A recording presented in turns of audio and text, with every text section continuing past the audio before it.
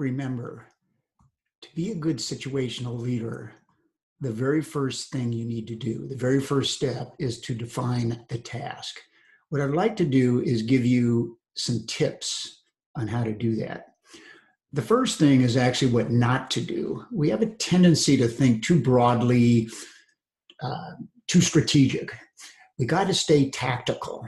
And what that means is we have a tendency a lot of times to be thinking in terms of people's objectives, people's outcomes. And that, I'm not saying that's not important, but in terms of understanding the immediate situation, you want to be focusing on what does a person actually do, either to achieve an objective or to reach certain outcomes. So just remember, stay tactical. Second tip is stay current. It's not what's going to happen tomorrow in terms of tasks a person has to perform.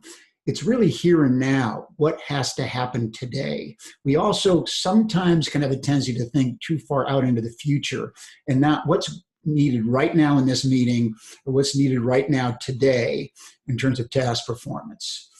And the third tip is keep the person whose task you're evaluating out of the equation. That comes later when you're assessing readiness. Because remember, how they're defining their task themselves may suffer from the same problems we may have, which is thinking too strategic, too far out in the future as opposed to what the task is today.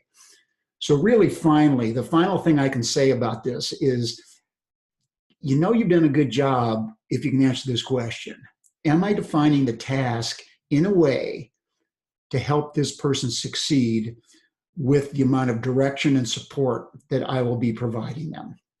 Thanks.